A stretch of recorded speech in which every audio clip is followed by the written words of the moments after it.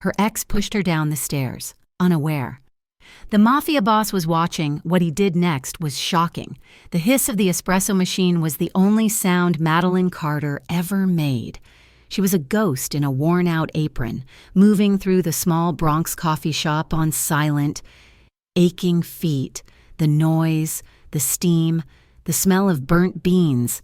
It was her shield.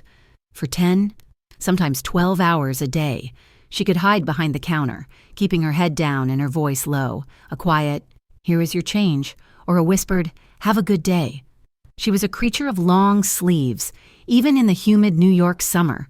The sleeves hid the faded constellation of bruises on her wrists, old fingerprints left by a man who promised her the world and then tried to keep her from it. Today, a new, angry purple mark darkened the skin just below her jaw, a gift from last night. She had disguised it with a layer of cheap, caked-on concealer, but it throbbed with every word she spoke. Her eyes, once a bright, hopeful blue, were now dull and guarded, constantly scanning the door, flinching whenever a man's voice rose too loud or a laugh was too sharp. The other baristas, chatty girls with bright nails and weekend plans, had long given up on drawing her out. Madeline was just quiet, broken. Some thought. But she wasn't broken, not yet. She was just holding her breath, waiting for the life she was supposed to live, the one buried under thousands in student debt and the suffocating weight of her sister's tuition, to finally begin. Her shift ended at 7. The sun was setting, bleeding orange and purple over the rooftops. But Madeline felt no relief. The dread that started as a knot in her stomach around 6:30 now choked her. Her phone had been vibrating in her pocket all afternoon. 15 missed calls, 23 texts, all from him. "Tyler, Maddie, baby, pick up. I just want to talk. I know you see this. Don't ignore me.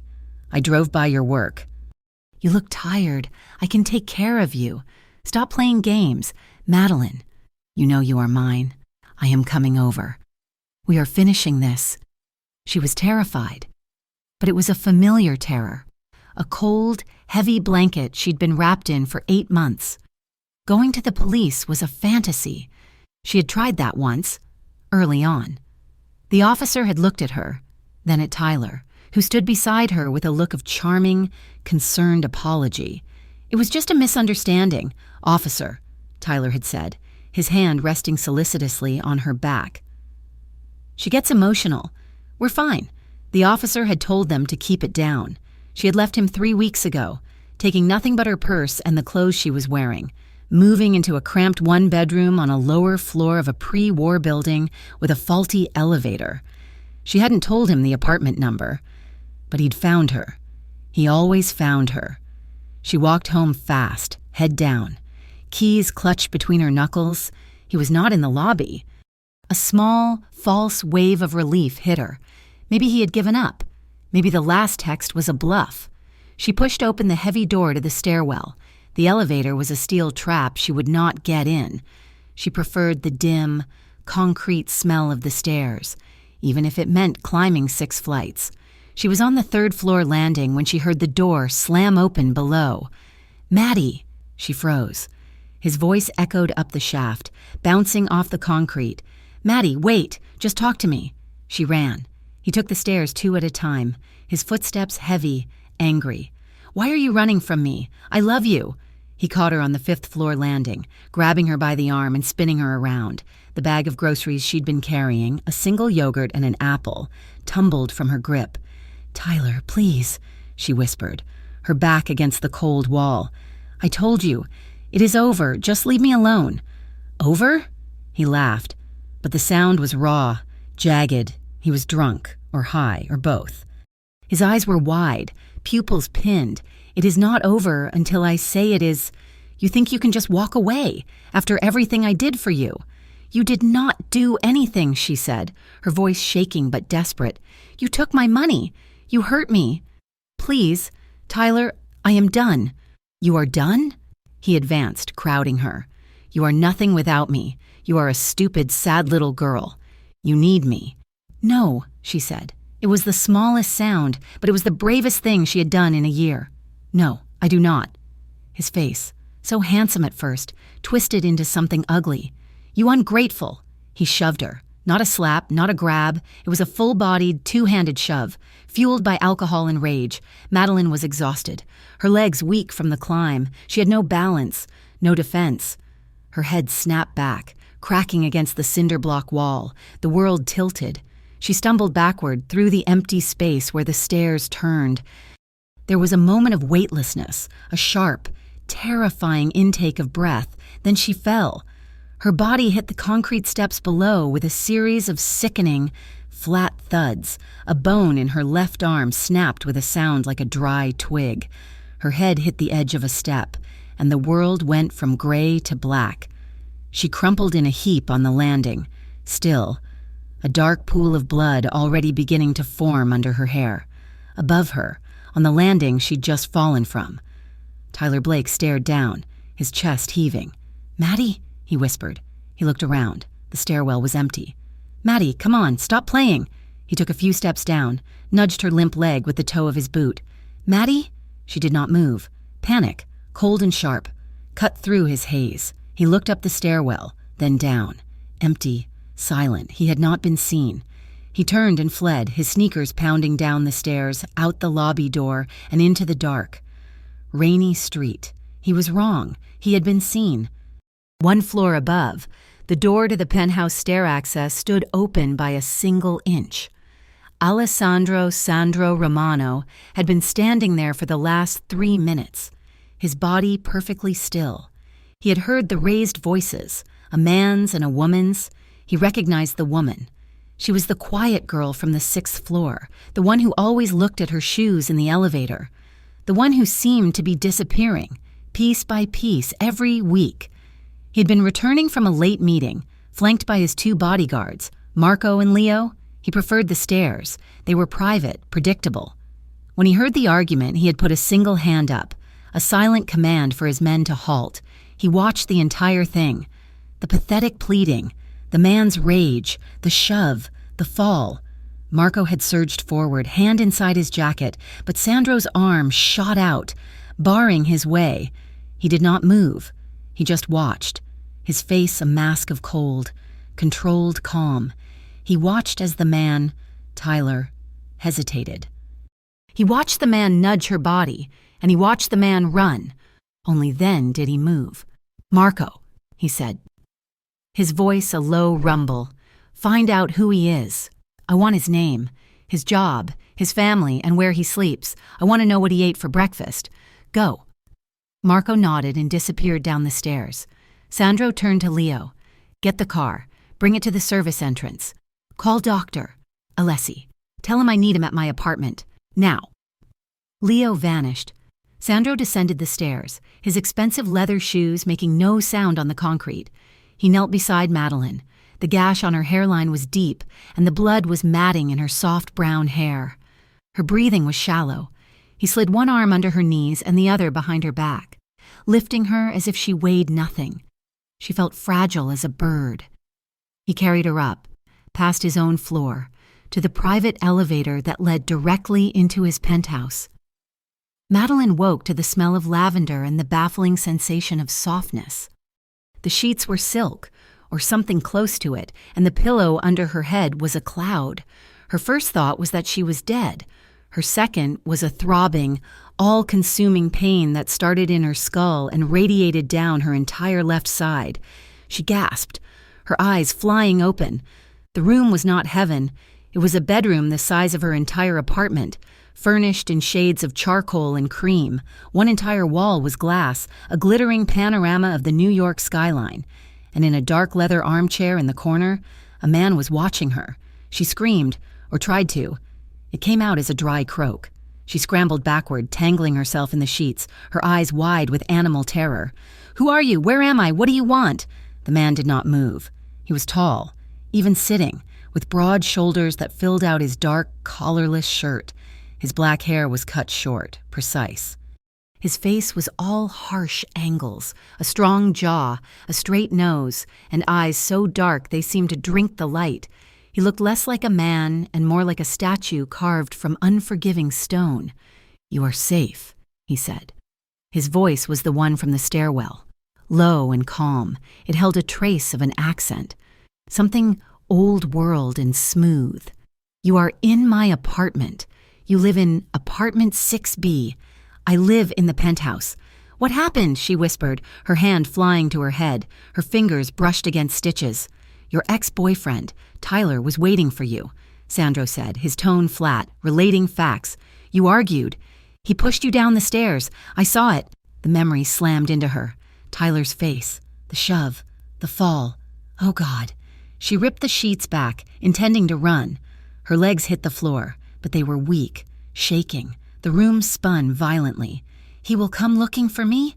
She panicked, grabbing the bedpost for support. "I have to go. I have to hide." "He will not," Sandro said. The absolute certainty in his voice stopped her. It was not a reassurance. It was a verdict. She stared at him.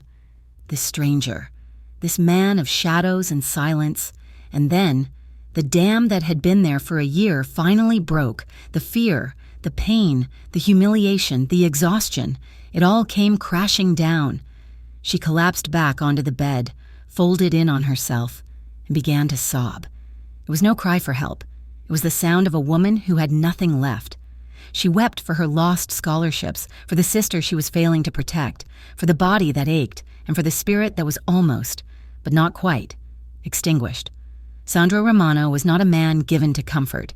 He had seen violence, death, and tears. They rarely moved him, but this was different, this quiet, broken weeping in the dark of his sterile, safe apartment stirred something cold and hard in his chest. He did not touch her. He did not offer her false platitudes. He simply sat, a silent sentinel, and let her cry. He waited until the gut-wrenching sobs subsided into wet, hiccuping breaths. She finally looked up, her face a mess of tears and smeared blood from the gash. "Please," she whispered, her voice raw. "Please, do not call the police. You do not understand. He will get out. He always does. It just makes him angrier. Please." Sandro studied her. He had already made the decision. Cops were a blunt, messy instrument. They had no place in his world, or in this. "I will not call the police," he said. Relief washed over her face, so profound she almost fainted. Thank you. I should go." "You are not going anywhere," he said, not unkindly. "My doctor has seen you. You have a concussion, 3 broken ribs, and a fractured ulna. He gave you something for the pain. You will sleep here. You will stay here until you are healed. I do not have any money. I am not asking for money." She looked at him, confused, terrified. "Then what do you want?" Sandro stood, and the full weight of his presence filled the room. He was a man accustomed to command, to fear, to absolute obedience. But as he looked at her, small and broken in his enormous bed, his voice was surprisingly gentle. "I want you to rest," he said. "I will handle Tyler." "Handle him? What does that mean?" "It means you do not have to be afraid of him anymore." He walked to the door. "Sleep, Madeline. You are safe here." He closed the door softly behind him. Hours later, after the pain medication had pulled her back under, Sandro returned. He stood at the foot of the bed, watching the slow, rhythmic rise and fall of her chest. She looked like a child, her face pale, the stitches a stark black line against her skin. He saw the yellowing, faded bruise on her cheek, the one that matched the shadows under her eyes, his jaw clenched, a muscle ticking. He was a man of order. He ran his world with precision. He despised chaos, and he despised men who used their strength against those who had none. He had built an empire on a code, and Tyler Blake had just violated it in his own building. His phone vibrated, a single, silent pulse. It was Marco. He stepped out onto the vast, dark terrace, the city lights spreading out below him like a field of fallen stars. "Talk to me," he said. "We got him?" Marco's voice was low, professional. "Tyler Blake, 29, bartender, a lot of small-time gambling debt. He's reckless." "And?" Sandro knew there was more. "And he is connected. He has been running the product for the East Blades for the last 6 months. Looks like he is trying to get in good with Vince Morano." Sandro's blood ran cold, but his face remained impassive. Vince Morano, a rival, a sloppy, ambitious, and violent man who had been trying to move into Sandro's territory for a year. A man Sandro had been patiently and quietly dismantling. He looked back through the glass at the sleeping woman. This was no longer a simple matter of justice, this piece of garbage. This Tyler had just dragged his pathetic, violent little life into the middle of a war, and he did not even know it. "Tell the men to stand down," Sandro ordered. "Do not touch him." "Boss?" Marco was surprised. "He's no longer a personal matter. He's a business one. I want 24-hour surveillance on him, and on her. Double the security on this building. No one gets in or out without my word. Understood?" "Understood." Sandro hung up. He stayed on the terrace, the cold night air whipping at his shirt. He looked at Madeline, a pawn in a game she did not know she was playing. He had promised to protect her. He had not realized it would mean protecting her from his own world. The first thing Madeline registered when she woke was the light. It was not the thin, gray light of her Bronx apartment, but a bright, clean, $1,000,000 light, pouring in through a wall of glass, illuminating dust motes dancing in the sterile air. The second thing was the pain. Her head felt like a cracked melon, and a fire was burning in her ribs. Her left arm was immobilized in a heavy, professional-looking sling. She was in his bed, in his room. The sheets were charcoal gray and impossibly soft. A set of clothes, not hers, was folded at the foot of the bed, a pair of black sweatpants and a soft cashmere sweater. Her old, blood-stained jeans and t-shirt were nowhere to be seen. The gesture, meant to be kind, felt like an erasure. "I have to get out of here," she whispered to the empty room. She swung her legs over the side of the bed, her bare feet sinking into a plush carpet.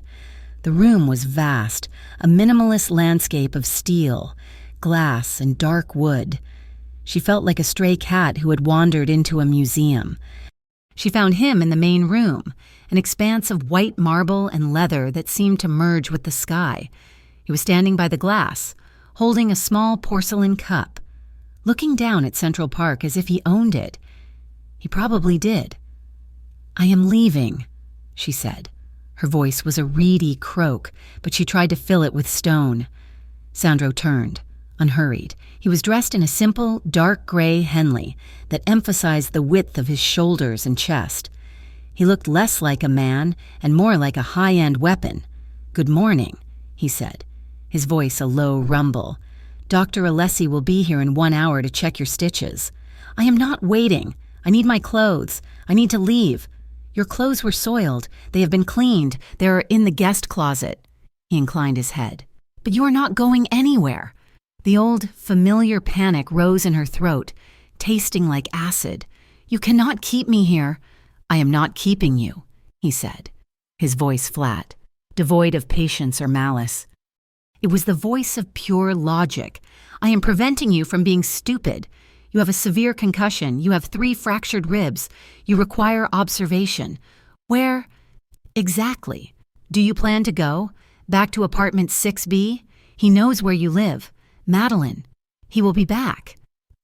Every word was a cold, hard fact. She had nowhere to go. No money, no sanctuary. She could not go back there. Not yet. And her sister, Emily, she could not, would not, drag Emily into this. She deflated, the false bravado vanishing. "What do you want?" she asked, her voice small. "For now," he said, setting his cup down. "I want you to sit and eat." The days that followed were a disorienting blend of fear, boredom, and a strange, creeping sense of safety. Sandro was a ghost in his own home. He would disappear for hours, his voice a low murmur from a closed-off office. Men in sharp, dark suits, Marco, Leo, and others she did not name, would come and go, never speaking to her, their eyes sliding past her as if she were another piece of expensive, breakable art. She learned his rhythms. He woke before the sun, drank his espresso, and read the physical newspaper. He spoke Italian on the phone when he was angry. He ate a simple, late dinner. He never watched television. She stayed in the guest room, which was larger than her entire apartment. He had a library, and she lost herself in it, reading thick histories of the Italian Renaissance. She found a sketch pad and pencils in a desk drawer and, for the first time in years, She sketched the skyline, the clouds, the sharp angles of the furniture. She was sketching his hand from memory, all strong lines and controlled power, when he found her on the third evening. "You are an artist," he said. It was not a question. She snapped the sketchbook shut, her face flushing. "No, I was an art history major. I just doodled." "You do not doodle," he said, walking closer. "You observe. May I?" She was terrified to say no. She handed him the pad. He flipped through the pages, the city, the chairs, a half-finished drawing of his own face, captured in shadow. He stopped on the drawing of her sister, Emily, a smiling, bright-eyed girl she had drawn from a photograph in her wallet. "Your family," he said. "My sister."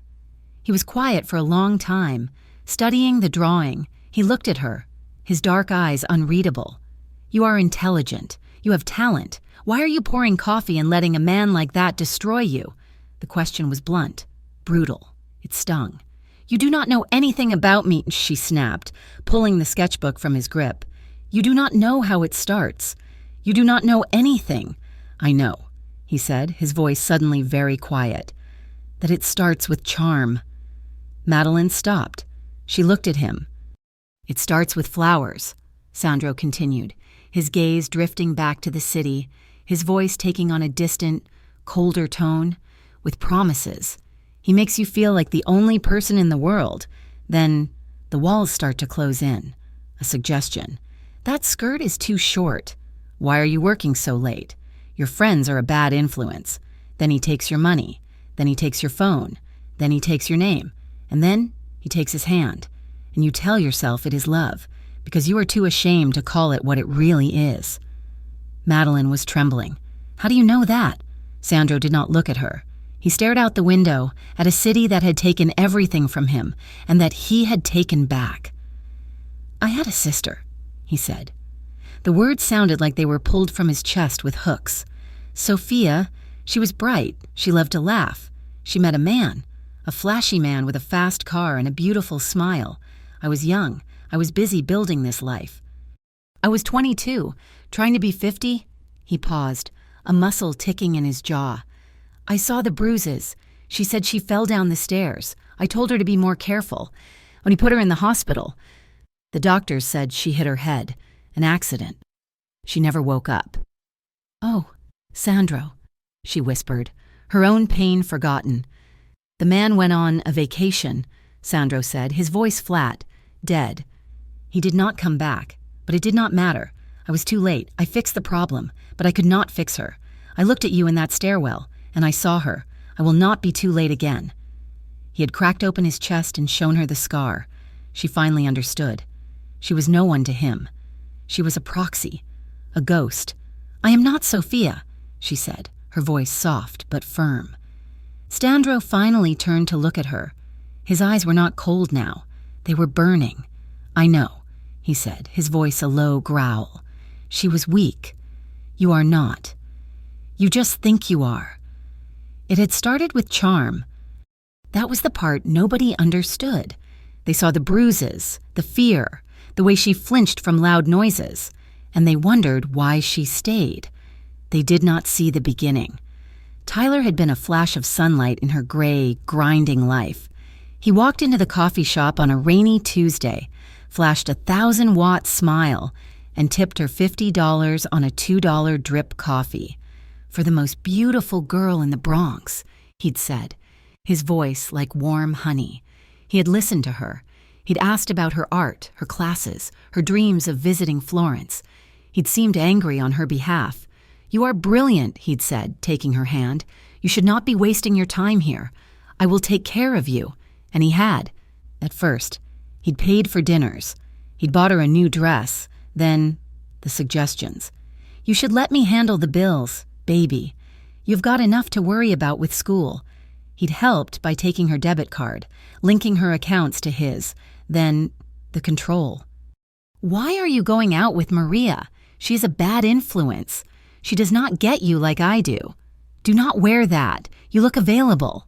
The first time he hit her, it had been a slap.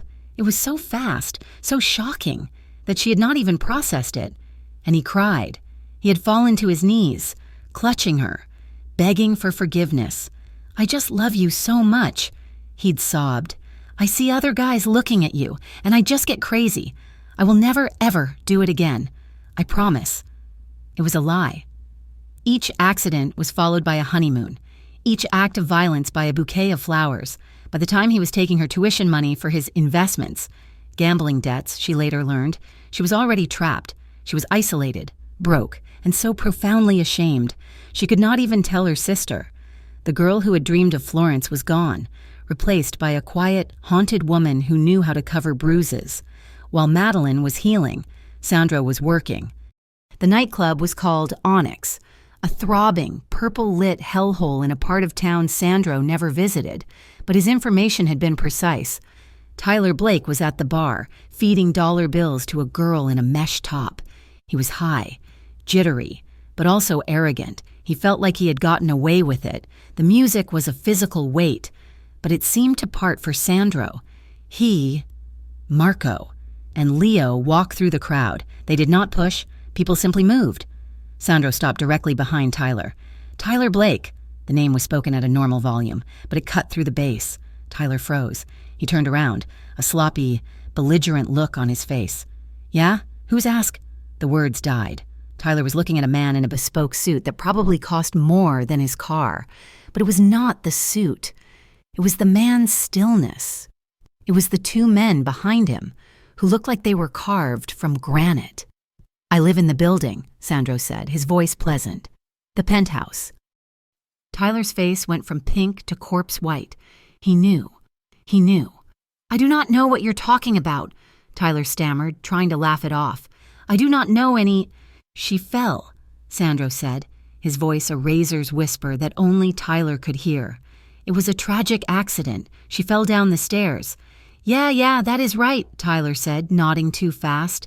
"She is clumsy." "She is," Sandro agreed. "So she will be staying with me for a while, to recover." He leaned in, the scent of his expensive cologne a suffocating presence. "And you are going to forget her. You will delete her number. You will delete her from your life. If you see her on the street, you will cross it. If you hear her name, you will not." You cannot tell me what to do," Tyler blustered, but there was a tremor in his voice. "This is not a command," Sandro said, placing a heavy, pastoral hand on Tyler's shoulder. The grip was iron. "This is a courtesy, a one-time explanation of the new facts of your life. Because if you think about her, if you say her name, if you even walk on her side of the street, I will find out." He squeezed, just once. A small, sharp pressure. Tyler's knees buckled. "And your friends, the East Blades," Sandro continued, "your man, Vince Morano, they cannot help you because when I make a man disappear, not even his mother can find the body." He let go. "Enjoy your night." Sandro turned and walked out, the crowd parting once more. Tyler Blake stood there, shaking, his drink untouched. He was terrified, but beneath the terror, a more dangerous emotion was brewing. Humiliation. He had been punked in front of his crowd. He pulled out his phone. He did not delete Madeline's number. He called his associate. He was reckless. He was stupid. And he was angry. 4 more days passed. Madeline's stitches were out, the cast on her arm a hard, white shell. She was in the kitchen, a vast, cold space, when Sandro came in, looking frustrated. "My housekeeper is in Florida," he announced, "and I cannot figure this machine out." He was gesturing to a state-of-the-art espresso maker that looked like a car engine. A small, rusty laugh escaped Madeline's lips. "You do not know how to make coffee?" "I know how to order coffee," he corrected. "I do not make it." "Move," she said, gently nudging him aside. She was in his space, her small body close to his. She could smell the soap on his skin, clean and sharp. She worked the machine with the familiar, practiced ease of her old life, the hiss of the steam and the smell of the beans a comfort. She handed him a perfect cappuccino. He took a sip.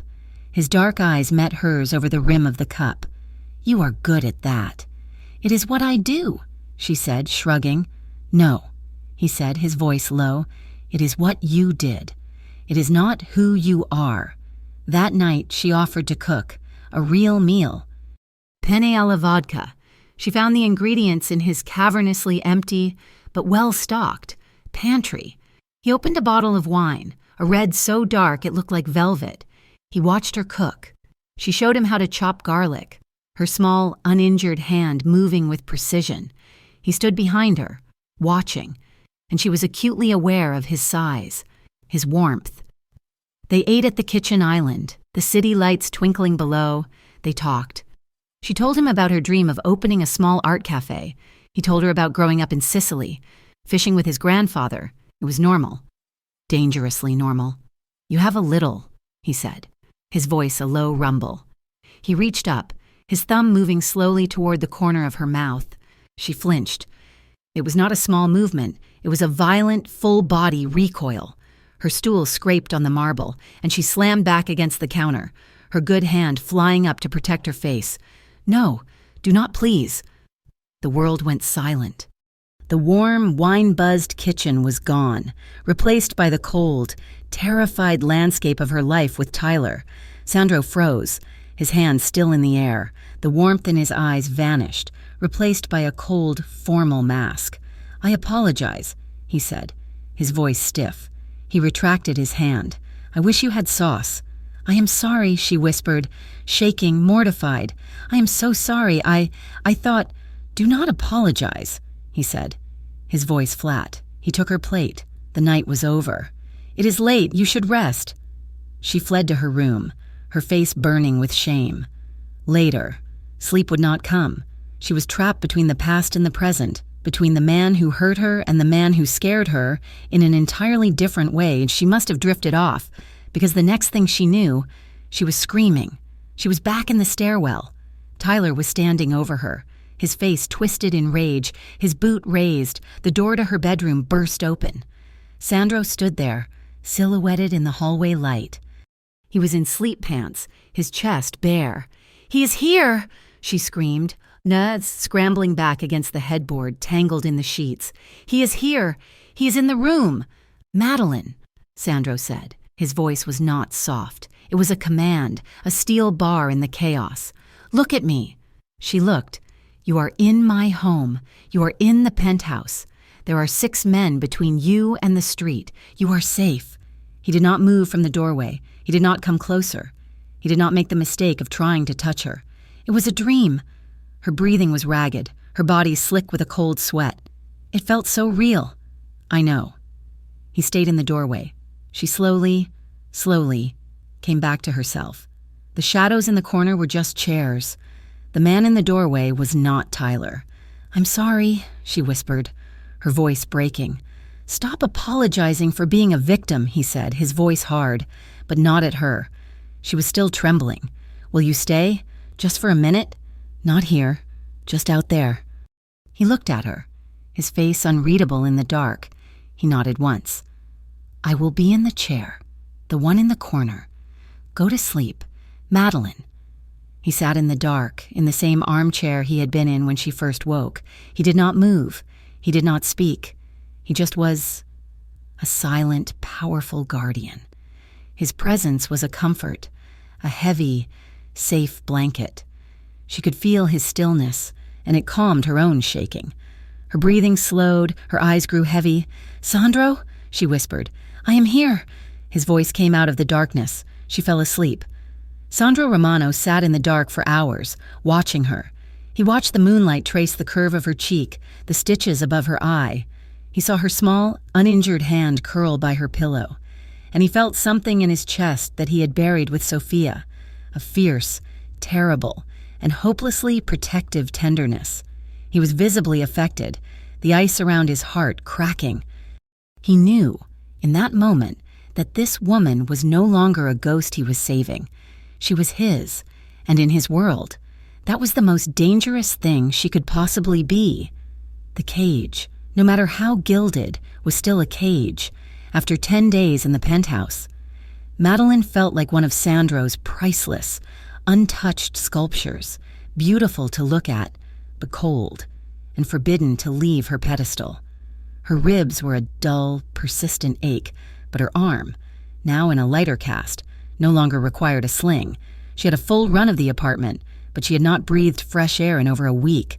"I am going crazy," she announced on the 11th morning. She found him in his office, a room of dark wood and the smell of old books. Sandro did not look up from the ledger he was studying. The doctor said rest. The doctor said to avoid strenuous activity. He did not say to become a prisoner. "I just want to walk, just for a block. Please." He looked at her, his dark eyes assessing. He saw the new color in her cheeks, the fire in her eyes that had been absent. She was healing.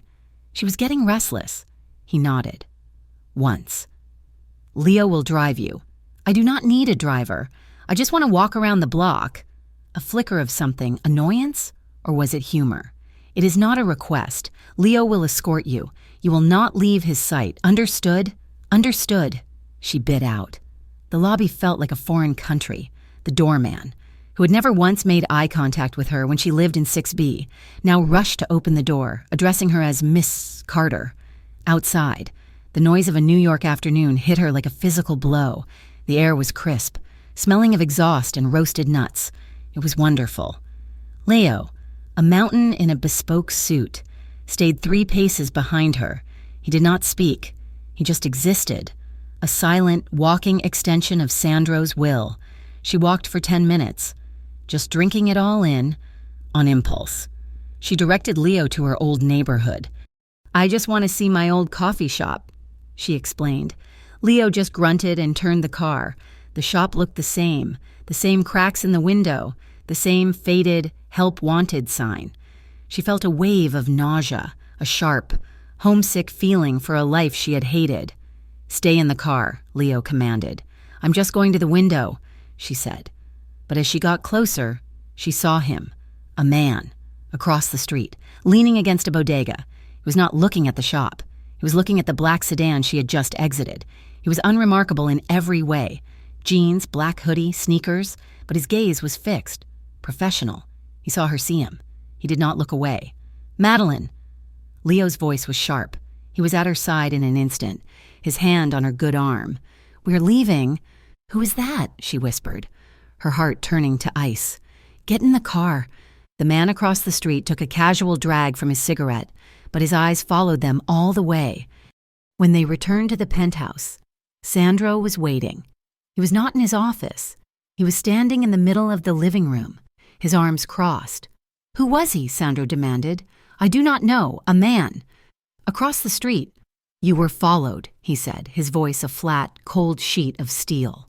"From the moment you left the building, you are not to leave this apartment again.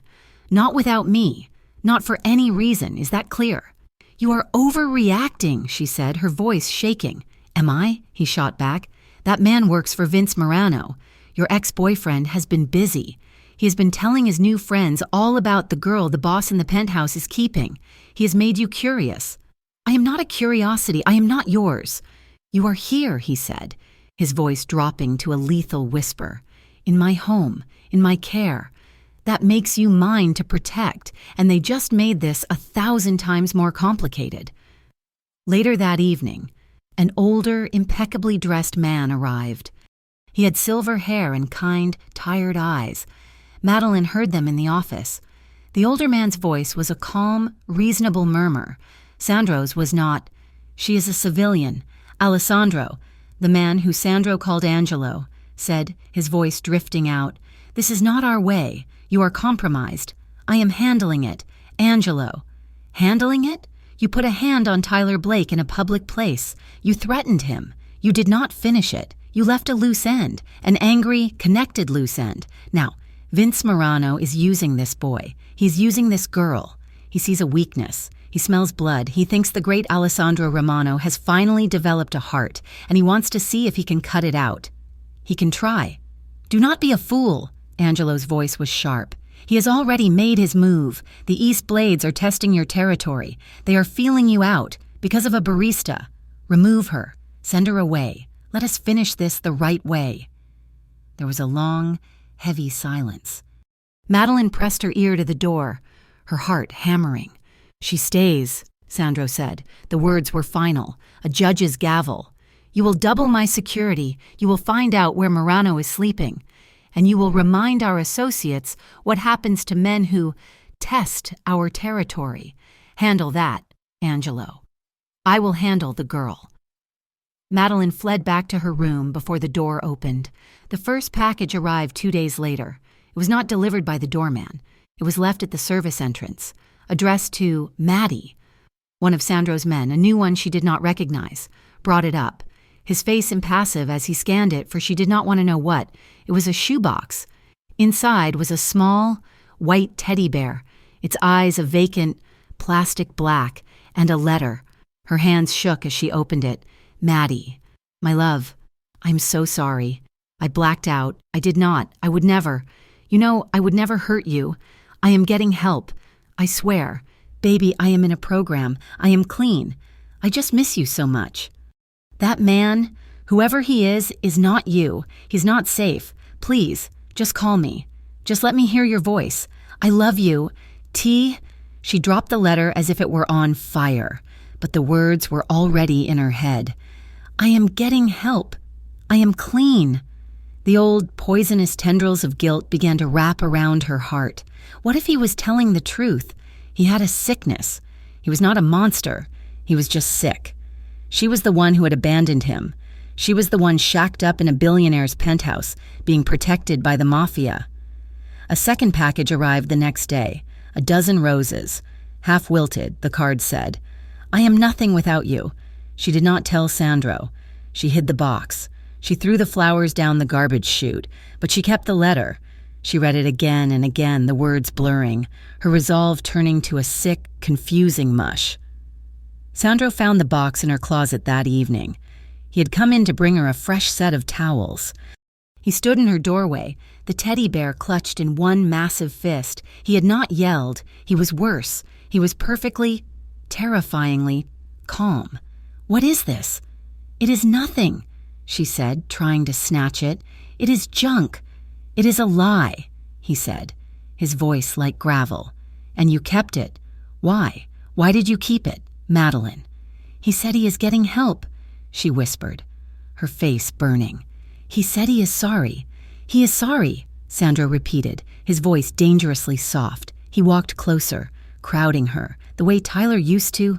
He is sorry? He threw you down a flight of stairs. He left you to bleed to one. That man works for Vince Morano.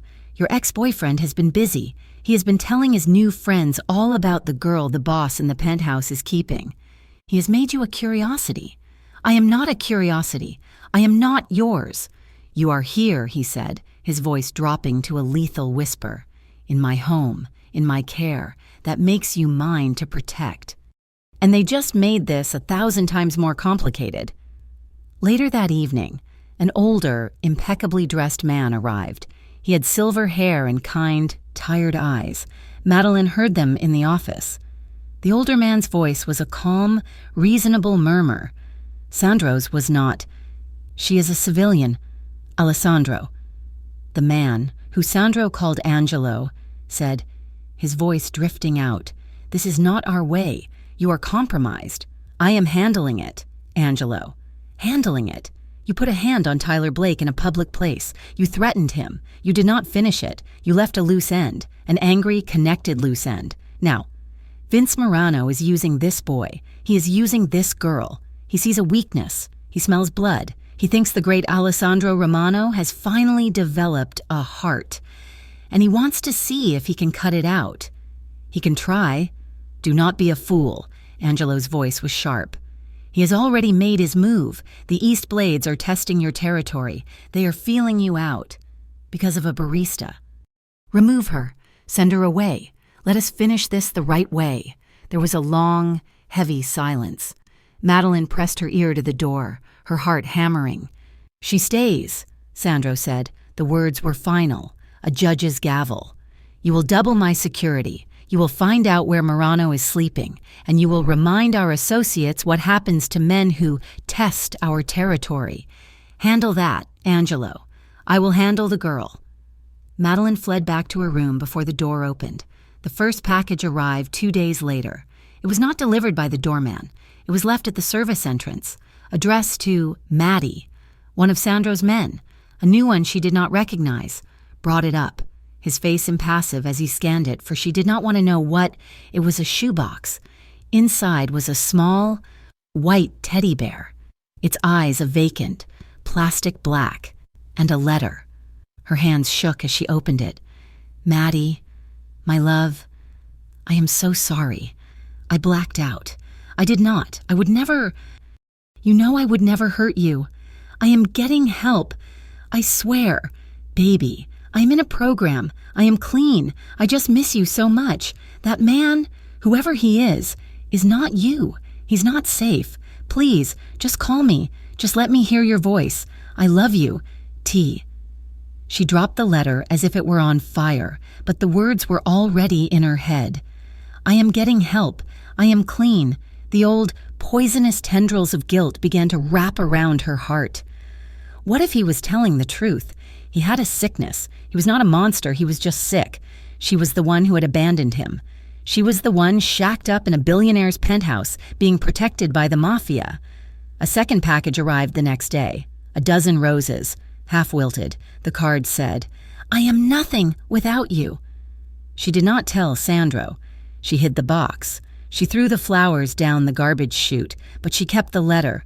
She read it again and again, the words blurring, her resolve turning to a sick, confusing mush. Sandro found the box in her closet that evening. He had come in to bring her a fresh set of towels. He stood in her doorway, the teddy bear clutched in one massive fist. He had not yelled. He was worse. He was perfectly, terrifyingly calm. "What is this?" "It is nothing," she said, trying to snatch it. "It is junk." "It is a lie," he said, his voice like gravel. "And you kept it.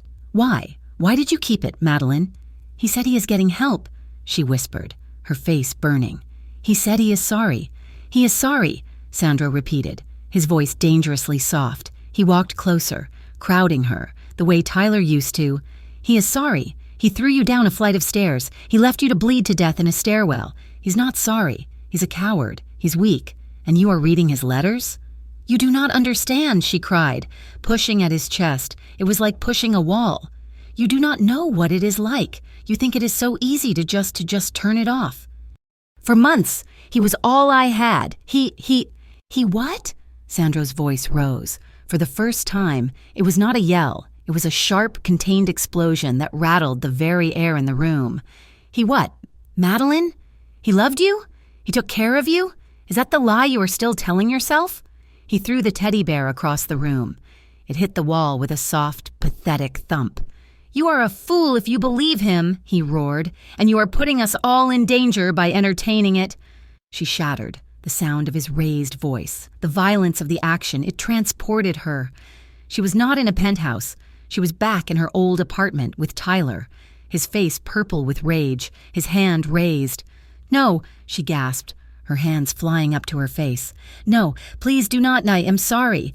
She ran. She ran out of the room, past his shocked, suddenly pale face. She ran out of the penthouse, slamming her hand on the private elevator button, tears blurring her vision. She ran past the doorman, who called after her. She ran out into the cold, dark street with no coat, no money, and no destination. She just ran. She ran until her ribs felt like they were on fire, until her lungs were screaming. She ended up at the subway. The noise, the smell. The anonymity was a comfort. She was invisible here. She was also drunk. She did not remember buying the bottle. A small, plastic pint of vodka she must have paid for with the crumpled $20 bill she had found in her pocket. She sat on a bench, the train rattling past, and drank. She drank to numb the panic. She drank to numb the confusion. She drank to kill the hope that Tyler was telling the truth, and to kill the fear that Sandra was. "Maddie?" The voice cut through the fog. She looked up. Tyler was standing in front of her. He looked good. He was wearing a new leather jacket. His hair was cut. He looked sober. He looked like the man she had first met. "Tyler," she slurred. The world was tilting. "Baby, what are you doing here?" He knelt, his face a mask of concern. "You are freezing. You are... Oh, Maddie, are you drunk?" "He yelled at me," she whispered, a tear rolling down her cheek. "He is just like you." "I know," Tyler said, his voice soft, full of feigned understanding. "I know. Baby, I told you. He is not safe. Come on." Let's get you out of here. Let's get you warm." He put his hands under her arms, lifting her. She was pliant, weak. "I'm sorry, T," she mumbled. I got your letter." "I know," he said, his voice hardening. "I knew you would. You are my girl. You always were." He was dragging her, her feet shuffling on the grimy concrete, toward his car, a black sports car parked illegally in a bus zone. "Where are we going?" she asked, the fog clearing slightly, a small alarm bell ringing. "We're going home," he said, and he shoved her toward the passenger door. "No," she screamed, planting her feet. "No! Tyler, let me go!" "Get in the car, Madeline!" His voice changed. The charm was gone. The old, familiar rage was back. "Stop making a scene!" He grabbed her good arm, twisting it, trying to force her into the seat. "Let go of me!" A black sedan, a massive Mercedes, screeched to a halt in the middle of the street, its high beams illuminating the scene like a stage play. The driver's door flew open. Sandro did not run. He moved like a panther, all controlled, lethal grace. He was on them in 3 strides. He was not the man from the penthouse. He was not the man who had sat in her dark room. This was the man Angelo had spoken of. This was the killer. "Get your hand off her," Sandro said. His voice was quiet. It was the most terrifying sound she had ever heard. Tyler, blinded, enraged, let go of Madeline and spun around. "Who the hell are—" Sandro hit him. It was not a punch. It was a precise, brutal strike to the throat. Tyler collapsed, gagging, his hands flying to his neck. Madeline screamed. "Get in the car," Sandro said to her, his back to her, his entire focus on the man on the ground. "No, Sandro, do not!" Tyler, desperate, pulled something from his pocket, a knife. He lunged, a wild, sloppy, upward cut. Sandro moved with a speed that was almost inhuman. He blocked the knife hand, and Madeline heard a sharp, sickening snap. Tyler screamed, a high, thin wail, as the knife clattered to the pavement. Sandro grabbed the front of Tyler's new jacket, hauling him to his feet as if he weighed nothing. He slammed him against the side of his own car, the metal groaning in protest. "You touched her," Sandro whispered, his face inches from Tyler's, his voice a low, vibrating growl of pure, unadulterated hatred. "Please, Tyler wept, tears of pain and terror streaming down his face. "I gave you a warning. I was polite," Sandro hissed. He put his forearm across Tyler's throat, pressing, cutting off the air. "Now there are no warnings. I will unmake you. I will pull you apart, piece by piece. I will start with your fingers, then your teeth, and the last thing you will ever see is me." "Sandro!" Madeline shrieked, clawing at his back. "Sandro, stop! You are killing him! Please!" He did not seem to hear her. He was gone, lost in a red, cold rage. "Please," she sobbed. "Sandro, stay with me! Do not do this! Stay with me!" Her words, "Stay with me," finally cut through. He froze. His entire body was rigid, trembling with adrenaline. He held Tyler against the car for 1 more second, 2. Then abruptly, he let go. Tyler slumped to the ground, a sobbing, broken heap. Sandro turned. His face was pale, his eyes black, his chest heaving. He looked haunted. He looked at her. His hands, one of them bloody, from Tyler's mouth, clenched at his sides. She did not run. She did not flinch. She was drunk and terrified and shaking, but she walked right up to him. She saw the monster, and she was not afraid. She grabbed the front of his shirt with her good hand, her cast thumping against his chest. "Do not ever leave," she whispered, her voice thick with vodka and tears. "Stay with me, please. Sandro, just stay with me." He stared down at her, the sounds of the city, the sirens. Tyler's sobs all faded away. There was only her face, pale and tear-streaked, and her eyes, looking at him as if he were the only solid thing in the world. He put his hands on her face, his thumbs gently wiping her tears. His hands were shaking. "Madeline," he breathed, his voice raw. "Stay," she pleaded. He crushed his mouth to hers. It was not a gentle kiss. It was not the kiss from the kitchen. This was raw and desperate and full of all the rage and terror of the last hour. It was a kiss of possession, of desperation. It was a claim. He kissed her like he was drowning and she was his last breath. She kissed him back. She clung to him, her fingers tangling in his hair, her body pressing against his. She met his hunger with her own, a desperate, frantic need to be held, to be safe, to be his. He pulled back, just an inch, his forehead resting against hers. "He will never," he panted, "ever touch you again." He kissed her again, slower this time, softer. It was a promise. It was an apology. It was a question. She answered by kissing him back, pulling him closer. He lifted her, her legs wrapping around his waist, and carried her to his car. He did not look back at Tyler, who was already being surrounded by the men who had just arrived in a second. Silent, black car. They did not speak on the ride back to the penthouse. The moment the private elevator doors opened, he was on her. He pinned her against the cold marble wall, his mouth devouring hers. She fumbled with the buttons of his shirt, needing to feel his skin. He tore his mouth from hers, his lips trailing down her neck, his teeth grazing the sensitive skin of her shoulder. "Sandro!" she gasped, her head falling back. He unzipped her jacket, pushing it off her shoulders, his gaze fixed on her. He was gentle with her cast, his hands surprisingly tender as he eased the sleeve down her arm. "You are safe," he murmured, his voice thick. "I will keep you safe." He led her to his bedroom, not the guest room. "Hi." He undressed her slowly, his dark eyes never leaving hers. He kissed every place Tyler had bruised. He kissed the stitches on her head. He kissed the scar on her arm. He treated her body not as a broken thing, but as a map he was learning, a treasure he was uncovering.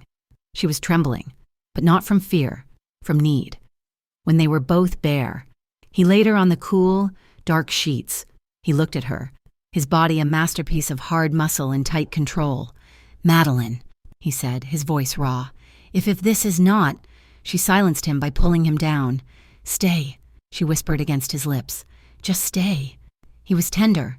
He was intense. He was everything.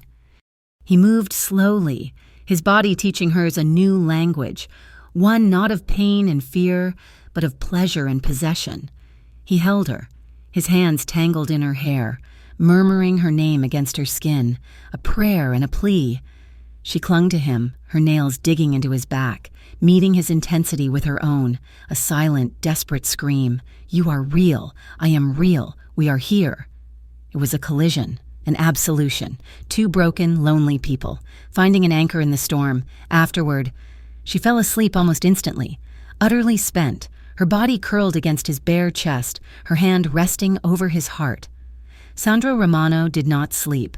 He lay awake in the dark, his arm locked around her, the smell of her skin, the soft weight of her body. It was almost painful. He was haunted. He had come so close to killing a man in the street. For her. He had crossed a line he had sworn he never would.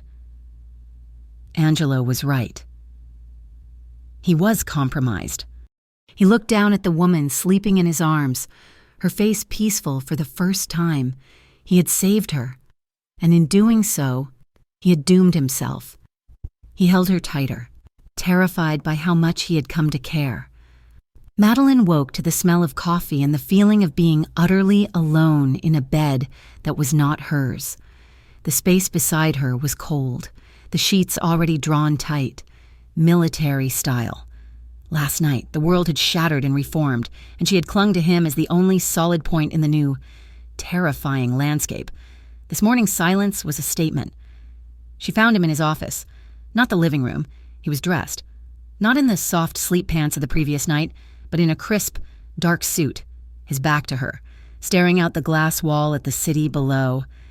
He was a fortress again. The man who had held her, who had whispered her name like a prayer, was gone. In his place was the boss. "Sandro," she said, her voice small. He turned slowly. His face was a mask of cold, polite granite. There was no trace of the man who had trembled in her arms. "Good morning. Madeline, I trust you slept well. I have had breakfast brought in." It was a dismissal. He was a stranger. A cold, sharp pain, worse than her ribs, lanced through her. "No," she said, her voice finding a strength she did not know it possessed. She walked into the room, pulling the belt of his silk robe, which she had found in the closet, tighter. "You do not get to do that." His eyebrow raised, a fraction of an inch. "Do what?" "This," she said, gesturing to the space between them. "Shut me out. Pretend last night was just an event. You do not get to be one person in the dark and another person in the light. I am Sandro. Whatever this is, you do not get to make me your secret and then your stranger." He stared at her for a long, heavy moment, the air crackling. He was assessing her, the newfound steel in her spine. He had wanted her to be strong, but he had not, perhaps anticipated her being strong against him. "What happened last night," he said, his voice a low, controlled rumble, "was a mistake."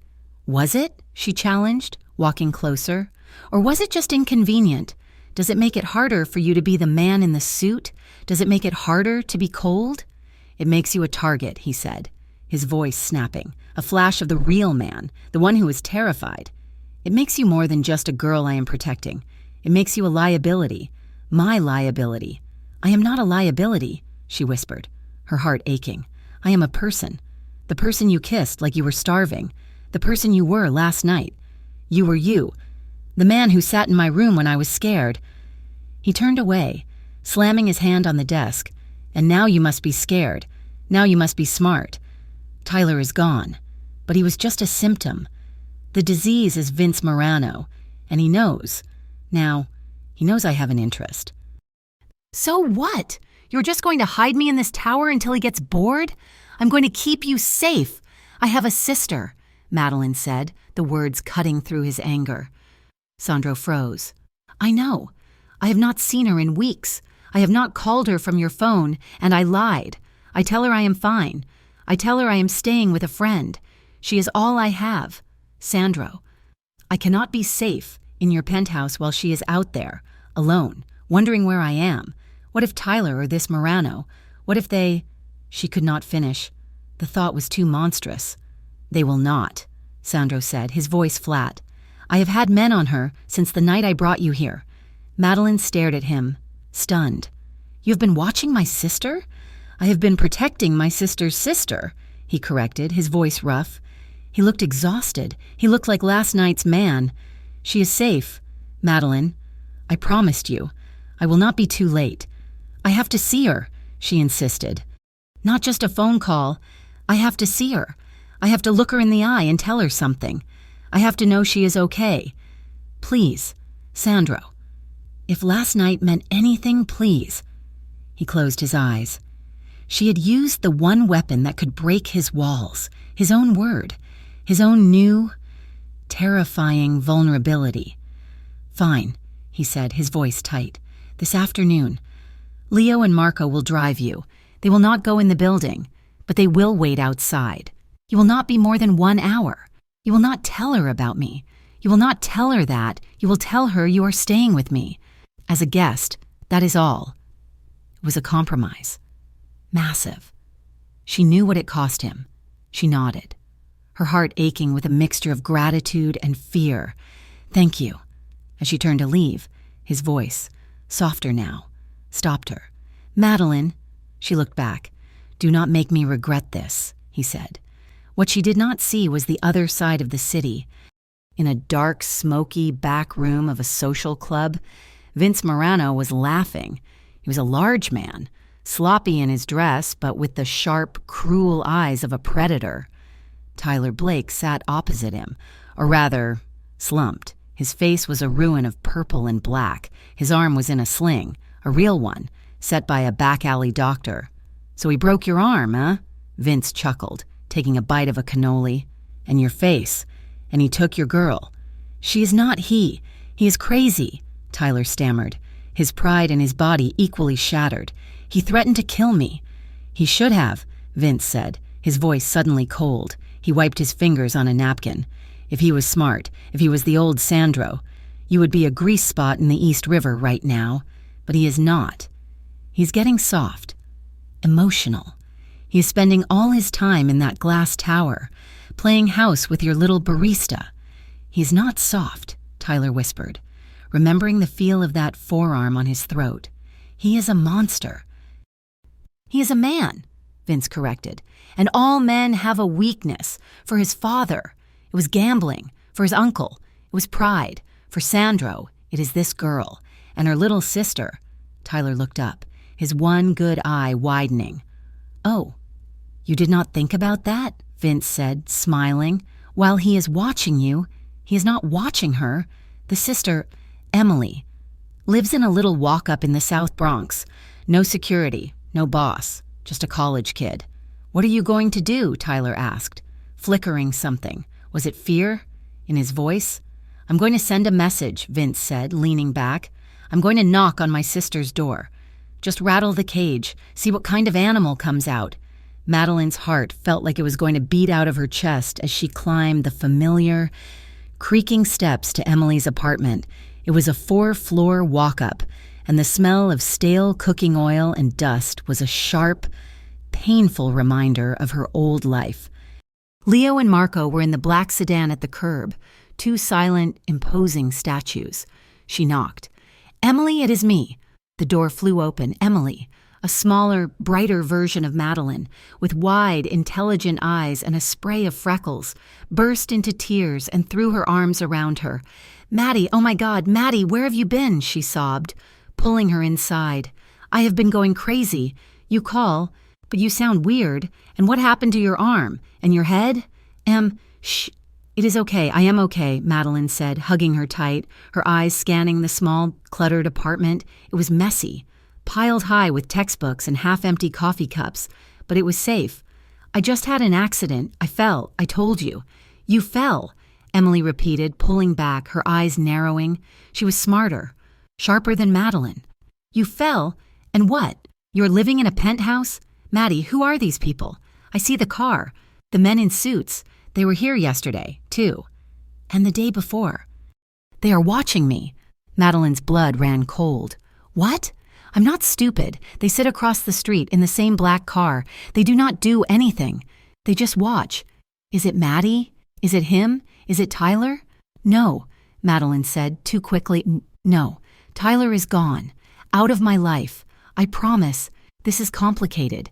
The man I am staying with, is very protective. He's the one who helped me get away from Tyler. These men, they're just security. He's worried Tyler might come back. So, you are what? Dating some rich guy now? Emily asked, her arms crossed, her voice dripping with skepticism and hurt. It is not. It is not like that. Madeline lied, hating herself. He's just a friend. He's helping me. That is all. I just wanted to meet you. I wanted to know if you are okay. I am fine, Emily said, softening. I am just worried. This is not you. Maddie, the cast, the stitches, the shadows under your eyes. You look terrified. I'm not terrified, Madeline said. Not anymore. And as she said it, she realized, for the first time, it was almost true. They talked for an hour. Madeline told a carefully edited version of the truth. She was recovering. She was safe. She was finally free of Tyler. Emily, seeing the new, hard certainty in her sister's eyes, finally began to relax. They ordered pizza. The sun began to set. Madeline knew she had to leave. Her hour was up. I have to go, she said, her heart sinking. Will you be back? Emily asked, her voice small. I will try. I will call you. Tomorrow, I promise. There was a knock on the door. Both sisters froze. Who is that? Madeline whispered. I do not know. The pizza guy already left. Emily whispered back. The knock came again. Harder this time. Not a knock. A pound. Emily Carter, a man's voice, muffled, yelled. Open up!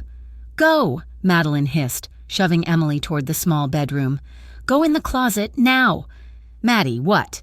Do it! The door jamb splintered. The lock gave way. The door flew open, slamming against the wall. Two men in black ski masks burst in. They were not professionals. They were thugs. They were holding bats. Where is she? One of them, a thick, bull-necked man, yelled, his eyes wild. Madeline stood in the middle of the living room, her body frozen, her mind screaming. This was it. This was the world Sandro lived in. This was the price. "Get out," she stammered. Well, the man said, his eyes raking over her. "Look what we have here, the big sister. Vince said you might be here. This is perfect." He took a step. Madeline took a step back, her hand flying to her mouth, her eyes darting to the bedroom, where she could hear Emily whimpering. Leave us alone," she pleaded. "We do not have any money. We do not want money, little girl." The second man, a thinner, wiry one, cackled. "We are here to send a message." He raised his bat. The sound that came next was not from inside the apartment. It was from the hallway. It was a crash, the sound of a body hitting a wall, a wet, sickening thud. The man with the bat froze. He and his partner looked at each other. Leo appeared in the ruined doorway. He was not a man. He was a force of nature. His face was a mask of cold, professional rage. He had a deep, bloody gash on his forehead, but he did not seem to be aware of it. "You should not have done that," he grunted. The man with the bat swung. It was a stupid, panicked, slow-motion move. Leo did not even bother to duck. He caught the bat in his massive, meaty fist, ripped it from the man's grip, and broke it over his knee. Then Marco was there, behind the second man, a black, metallic something in his hand. He pressed it to the man's neck. There was a sound like a giant insect, a bzzzt, and the man convulsed, his eyes rolling back in his head, before he crumpled to the floor, smoking. The bull-necked man looked at Leo, then at the man on the floor. He tried to run. He ran directly into Sandro. Sandro was not calm. He was not in a suit. He looked like he had run up the 4 flights of stairs. His chest was heaving, his tie gone, his hair a mess. His eyes were black holes of pure, undiluted terror. He saw Madeline, standing, shaking, but safe. His eyes darted to the bedroom. "Emily," he said, his voice a rasp. She is in the closet," Madeline sobbed. Sandro's gaze fell on the man Leo was holding by the throat, the one who had tried to run. He saw the ski mask, the bat, the ruined door. He saw the nightmare he had been living for weeks, made real. He walked across the room. He did not speak. "Boss, the man stammered, his eyes wide with the realization of who he was looking at. It was just a scare, Vince. Sandro punched him. It was not a street fight, it was an execution. A single, short, brutal, right-hand cross. It was the sound of a bag of cement hitting a concrete wall. The man's head snapped back, and he was unconscious before he hit the ground. Silence. Madeline was staring at him, her hand over her mouth, her whole body shaking. Emily was screaming from the closet. "Get her!" Sandro said to Madeline, his voice raw. He did not look at her. He was staring at his own bloody knuckles. "Get your sister. Pack a bag, both of you. You have 5 minutes." "Where are we going?" Madeline whispered. "To a safe house," he said. He finally looked at her. The terror was gone, replaced by a cold, hard, terrifying calm. "This ends. Now." The safe house was a high-rise apartment on the Upper East Side, but it had no view. It was all steel doors, reinforced windows, and an icy, sterile, beige-on-beige decor. It was a fortress. It smelled like nothing. Emily was huddled on a beige sofa, wrapped in a blanket, shaking, a cup of tea untouched in her hands. She had not spoken a word since they had left her apartment. Madeline turned on Sandro. She was not crying. She was furious. "This is your world," she hissed, her voice a low, vicious thing. "This is what you brought to my door. They came for me, and they found her. She is a kid. She is just a kid. Sandro." "I know," he said, his voice quiet. "No, you do not know. You do not know what this is. This is not business. This is my sister. She is all I have, and you put her in danger. You're in your war." "Madeline," he said, taking a step toward her. "Do not," she snapped. "Do not touch me. Just end it. Whatever this is, whoever these people are, end it. I do not care what it takes. I do not care who you have to. I do not care. Just make it stop." She was begging him to be the monster, the one she had feared. He looked at her, and his mask, the cold, hard mask of the boss, just broke. He looked like the man on the terrace, the one who had lost his sister. "I have been trying," he whispered, his voice cracking. I have been trying to protect you. To get you free without blood, without this, he gestured to the sterile, beige room. I have been trying to not be the man my father was, the man they are. He was confessing. To her. I do not want that, she said, her own anger dissolving, replaced by a sudden, profound understanding. She saw him. She saw the man who had almost killed Tyler, and she saw the man who was now standing in front of her, looking utterly broken. She stepped toward him, her hand, her good hand, reaching up. She touched his face, his jaw, which was clenched so tight it was trembling. I do not want you to become a monster again, she whispered. Not for me. He closed his eyes, his entire body shuddering. He put his hand over hers, holding it to his face. You do not understand, he breathed. Before you there was nothing, just the business, the code, the cold. I was already gone. He opened his eyes. They were wet. You saved what's left of my soul, Madeline. He pulled her to him, his arms, not like a lover, but like a drowning man. He buried his face in her hair. You saved me. She held him, her cast pressing awkwardly between them. So let me save you again. Do not do this their way. Do not do this that way. He pulled back, his hands gripping her shoulders. His eyes were fierce. I will protect you. I will protect her.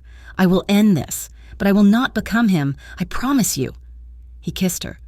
It was not the desperate, hungry kiss of the night before. It was fierce. It was a promise. It was an oath. Sealed in the sterile, beige fortress, a pledge of something in a world that did not allow for it. It was desperate, and it was pure. I will protect you, he murmured against her lips. I will end this, my way. He let her go. He turned, his face calm again, but it was not the cold, granite mask. It was something new. It was resolved. He pulled out his phone. He made one call. Angelo, he said, his voice low, clear, and full of an authority that chilled the room. Set the meeting. Now. Vince Morano, I will talk to him. The meeting took place in the back room of a restaurant in Little Italy that had been closed since the 90s. The air smelled of stale cigar smoke and lemon polish. It was neutral ground, or as neutral as ground could get when two armies were standing on the precipice of war. Alessandro Romano sat at the head of the mahogany table.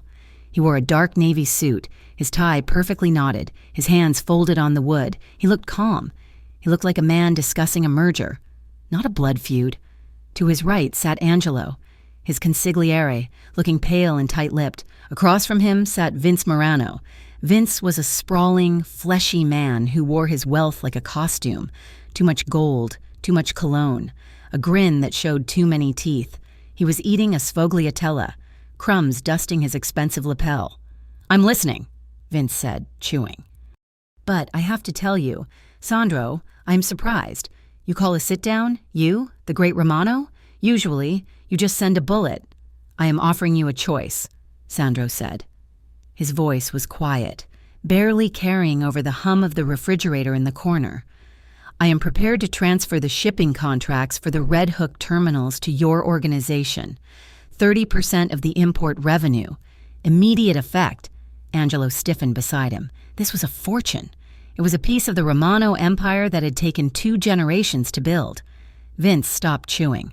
He stared at Sandro, his small eyes narrowing. The Red Hook terminals. That is $5 million a year. 7, Sandro corrected, if you run them right. And for this generous gift, Vince wiped his mouth with a linen napkin. What do I give you? Territory. Drugs. You give me the boy, Sandro said. Tyler Blake. Vince stared at him. Then, a low rumble started in his chest. He chuckled, then he laughed. It was a wet, ugly sound. You are joking! You are giving me the keys to the city for a bartender? For a gambling addict who owes me $20,000? I want him, Sandro said, his gaze unmoving. Alive! Tonight! Vince leaned back, the chair creaking under his weight. This is about the girl, isn't it? The one with the pretty eyes, the one who fell down the stairs. He shook his head, a look of mock pity on his face. Oh, Sandro. They said you had gone soft. I did not believe it. I thought, no, not him. He's a shark. But look at you. You are gutting your own house to buy a pet. Do we have a deal? Sandro asked, his voice hardening. No, Vince said. He stood, brushing the crumbs from his jacket. No deal. Because if you are willing to give me the terminals for a punk like Tyler, imagine what you will give me when I actually squeeze you. You are weak, Sandro. And in this world, the weak get eaten. Vince turned to leave. Keep your terminals. I will take them anyway. And the boy? He stays with me. He has potential. Sandro remained seated until the door closed. Only then did he unclench his hands. His palms were bleeding where his nails had dug into the skin. He refused, Angelo whispered, staring at the table. You offered him the crown jewels, and he spat in your face. He thinks he has won, Sandro said, standing up. He buttoned his jacket. He is wrong. Now my conscience is clear. The war did not start with a grand battle. It started with a drive-by shooting at 2 a.m. A black SUV rolled past one of Sandro's legitimate warehouses in Queens. Automatic weapon fire raked the front of the building. 2 night watchmen were hit. A secretary, working late on payroll, was showered with glass but miraculously unharmed. Sandro received the call at the safe house. He listened, his face turning to stone. He hung up and looked at Madeline, who was sitting on the edge of the bed in the guest room where he had insisted she sleep. She was watching him, her eyes wide with fear. They hit the Queens Distribution Center, he said. 2 men are in surgery. Is it because of me? She asked, her voice trembling. It is because Vince Morano is a greedy animal. Sandro lied. He walked over to her, kneeling so he was at her eye level. He took her hands. I have to go. I have to organize the response. You stay here. You stay with Emily. Do not leave this apartment. Do not open the blinds. Sandro, please. She gripped his hands. Do not go out there. If this is war, it is a war he wanted, Sandro said. Now I have to finish it. He kissed her forehead, a chaste, protective gesture, and left the room. Madeline could not sleep. The apartment air was thick with tension. Men were moving in the hallway, their voices low, urgent whispers. She felt like a ghost haunting a fortress. She walked down the hall, intending to get water, when she heard voices coming from the kitchen. It was Sandro and Angelo. The door was cracked open. You are risking everything, Angelo was yelling, though he kept his voice to a harsh hiss. The men are restless. Alessandro, they see you distracted. They see you making emotional decisions. Vince hit us because he knows you are focused on her. He's going to pick us apart piece by piece while you play bodyguard. I am not playing bodyguard. Sandro's voice was ice. I am protecting an innocent woman from a mess we created. We did not create it. She brought it to us. She brought that lunatic ex-boyfriend to our doorstep. Angelo slammed his hand on the counter. She is poison. Sandro, I know you care for her. I know she reminds you of Sophia. But Sophia is dead, and if you keep this up, you will be too. Madeline backed away, her hand over her mouth. The words hit her like physical blows. She is poisonous. You will be dead. She retreated to her room, her heart hammering a frantic rhythm against her ribs. They were right. Every second she stayed here, she was painting a target on Sandro's back. He was offering up his empire, his life, to protect her from a problem that was hers to solve. She looked at Emily, sleeping soundly in the other bed, exhausted from the trauma of the break-in. If she stayed, Emily was in danger too. If she stayed, Sandro would die. The logic was twisted, born of panic and guilt, but in the dark of the night, it felt like the only truth. She had to leave. She had to take herself off the board. If she was gone, Vince Morano would have no leverage. If she was gone, Sandro could focus on being the boss he needed to be. She grabbed a notepad from the nightstand. Her hands shook as she wrote, I cannot let you destroy yourself for me. I am sorry. Please keep Emily safe. Do not come after me. She left the note on the pillow. She pulled on her coat. She did not wake Emily. That was the hardest part. The safe house was a fortress. But Madeline knew the shift change. She had been watching. At 4 a.m, The night team swapped with the early morning crew. There was a 5-minute window where the back stairwell was monitored only by a camera that swept back and forth. She timed it perfectly. She slipped out the service door, down the fire stairs, and into the cool, dark alley behind the building. She made it 10 steps. A car engine idled to life. Headlights blinded her. She froze, shielding her eyes. A black sedan blocked the end of the alley. The passenger door opened. "I knew you would come out," a voice said. It was not a soldier. It was not Vince Morano. It was Tyler. He stepped into the light. He looked terrible. His arm was in a sling, his face a map of purple bruises and healing cuts. But his eyes were bright, feverish. He held a gun in his good hand, but it was pointed at the ground. "Tyler," she whispered. "I knew it," he said, walking toward her. He sounded almost happy. "I told Vince.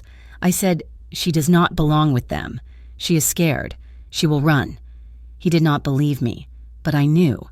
"Tyler, please." She backed up, hitting the brick wall of the building. "Just let me go. I am leaving. I am going away. We are going away," he corrected. "Together. I have a plan.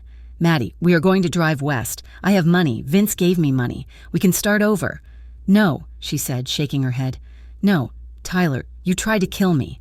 "I made a mistake," he screamed, the sudden rage echoing in the alley. He flinched, then lowered his voice.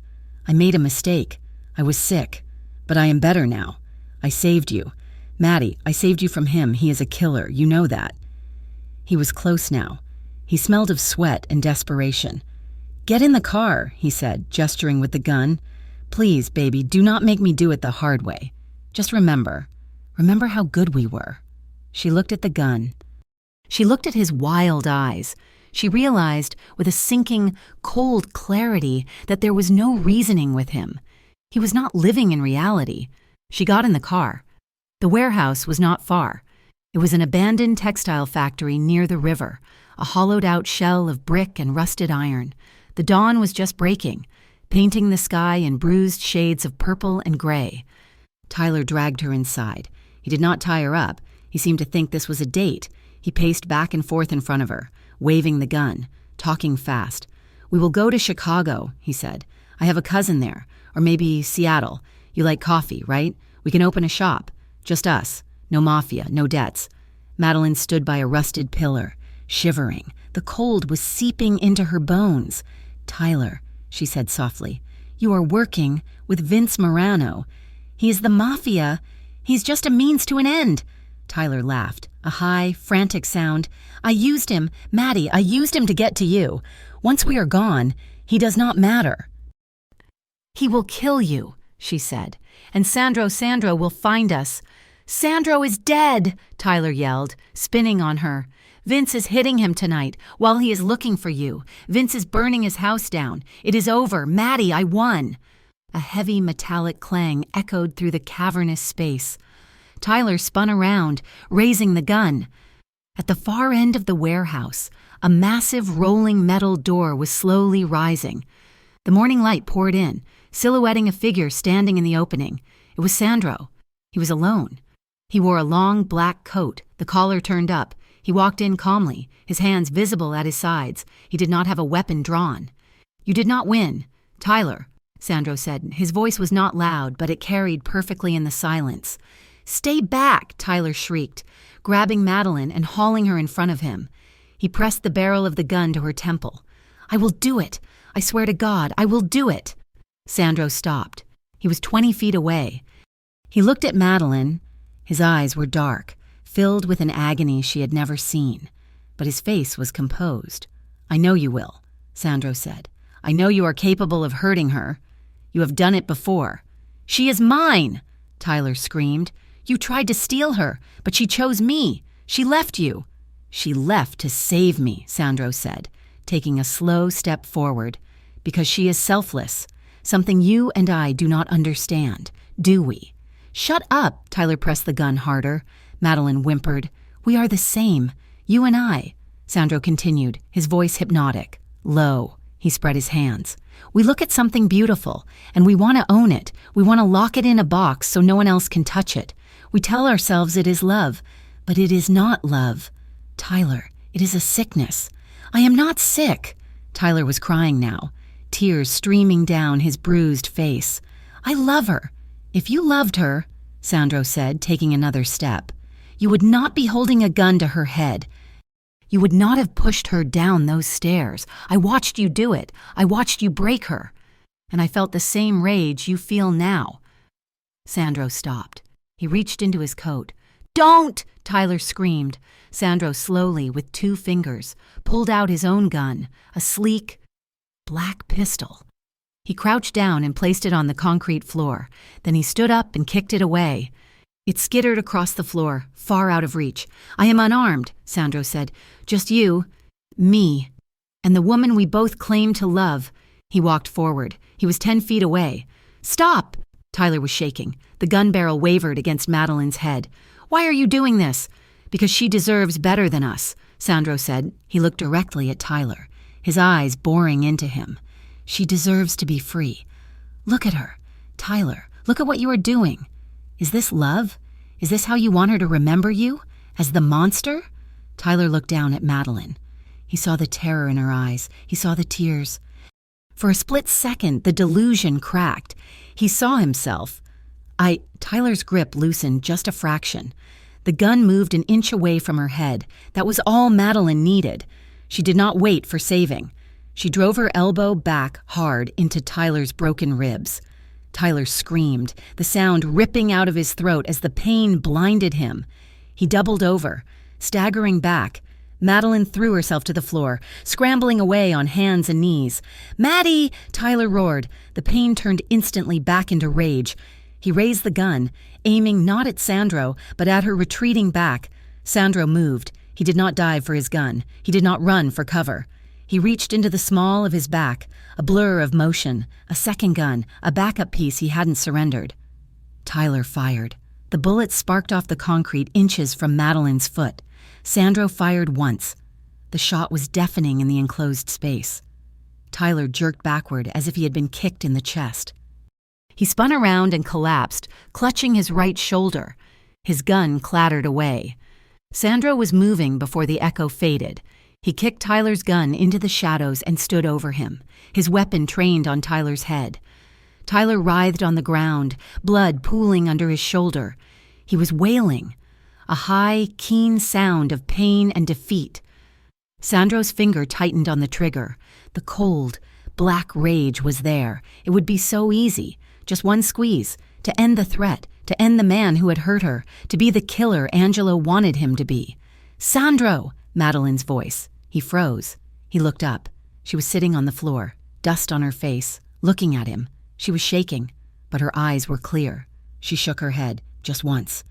"Do not become him." Sandro exhaled, a long, shuddering breath. He lowered the gun. Outside.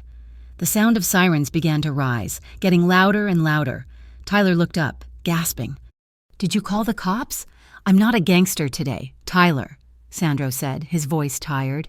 "Today, I'm just a concerned citizen who reported a kidnapping." The warehouse doors burst open. Uniformed officers, guns drawn, swarmed the building. "Drop the weapon, hands in the air!" Sandro placed his gun on the ground. He raised his hands. He did not see the police. He walked, slowly and deliberately, toward Madeline. "Sir, get down!" a cop yelled. Sandro ignored him. He reached Madeline. He fell to his knees and pulled her into his arms.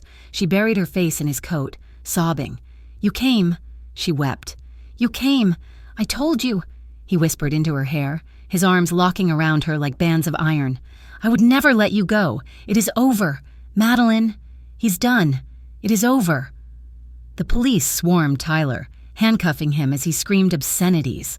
They approached Sandro cautiously, but he did not resist.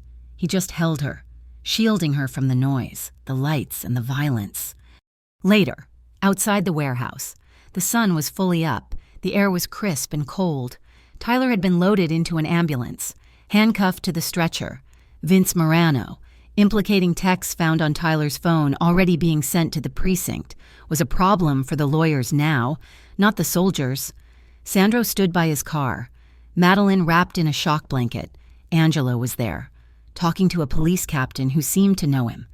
Sandro looked at Madeline. "I broke the rules," he said quietly. "Calling the police is not done. My men, they will not understand." "Then they are fools," Madeline said.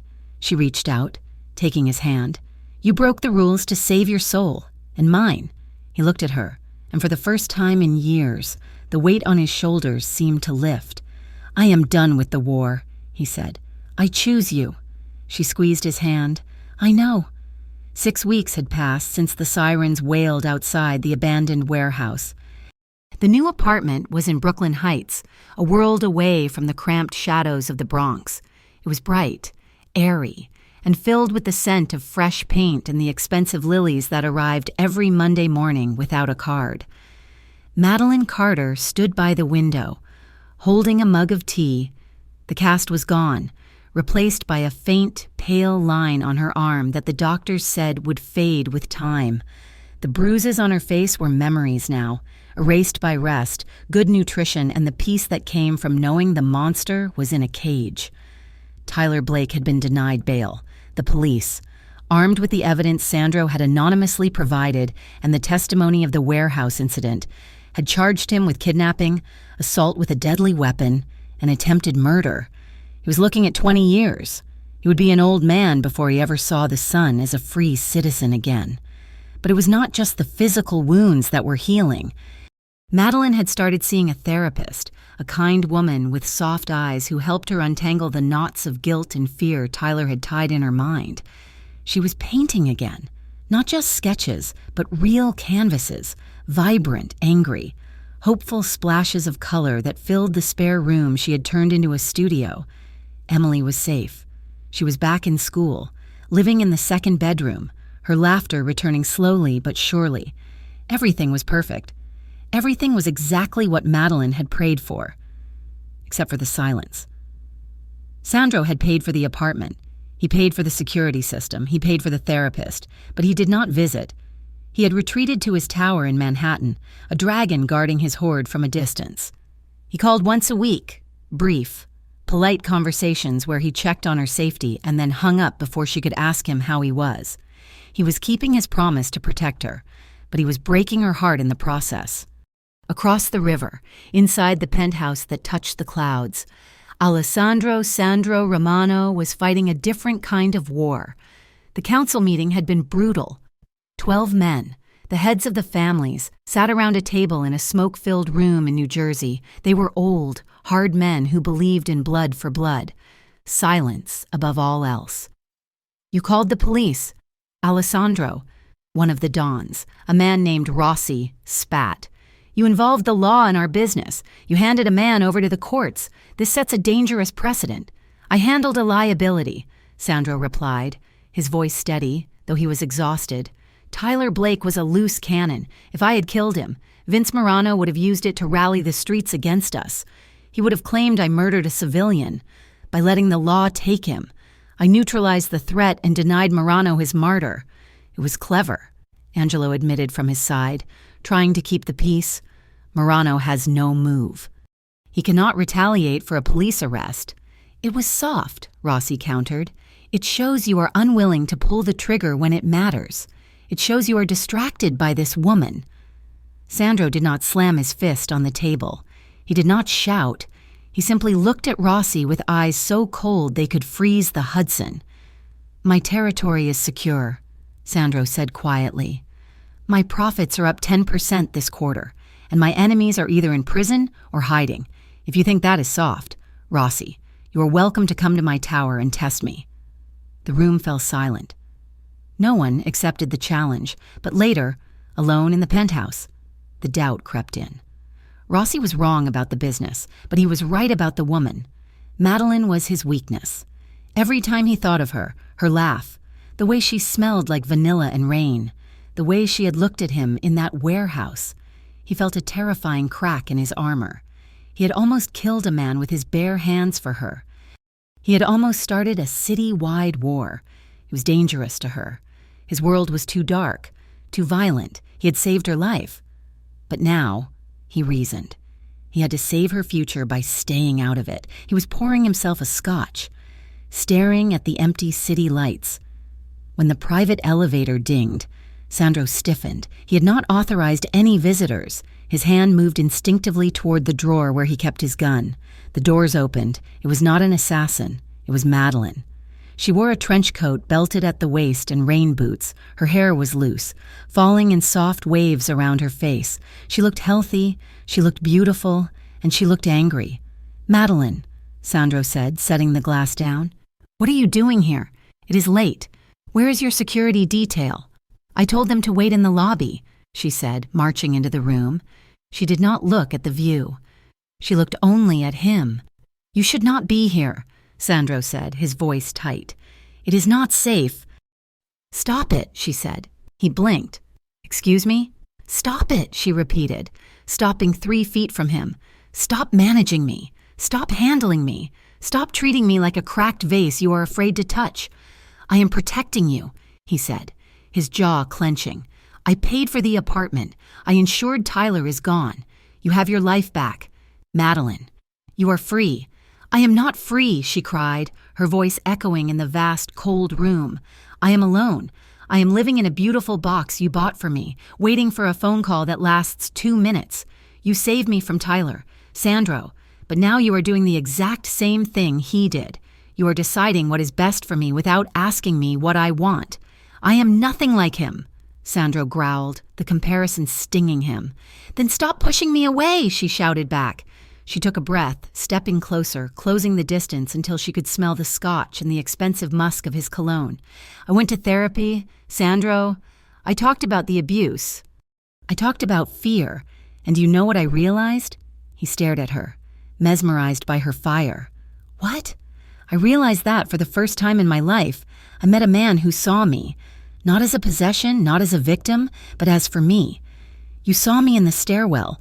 You saw me in the kitchen. You saw me in the warehouse." Her voice dropped to a whisper. She reached out, taking his hand. His fingers were rigid, but he did not pull away. "You think you are a monster because of what you did to those men," she said softly. "But a monster would not have stopped. A monster would not have called the police to save my soul. You are a good man, Alessandro. You are a hard man. Yes, but you are good." "I am dangerous," he rasped, his resistance crumbling. "My world will destroy you. Let me choose," she said. "I'm not asking for protection anymore. I can protect myself now. I am asking for you.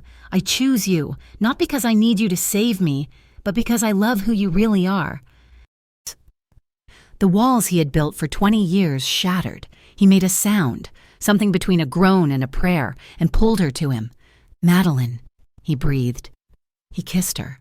It was hard, consuming, a release of weeks of denial and years of loneliness. He kissed her until the world outside the glass walls ceased to exist. He pinned her against the heavy oak door of his office, his hands tangled in her hair, his mouth devouring hers. "I tried," he murmured against her lips, his voice rough with emotion. "I tried so hard to leave you alone." "Don't," she whispered, her hands fumbling with his tie, pulling it loose. "Don't ever leave me alone again."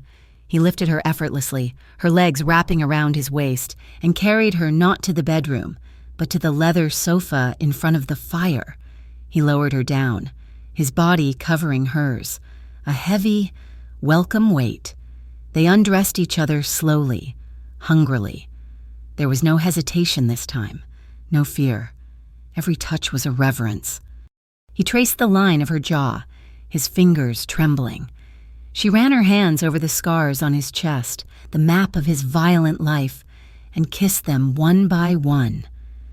When they finally came together, it was with an aching, desperate emotion that transcended the physical. It was a reclaiming. It was a promise.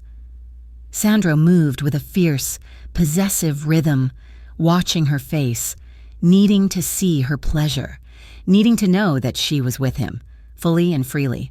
"I love you," he groaned, burying his face in her neck. "Madeline, God, I love you. I love you," she cried out, clinging to him. Later.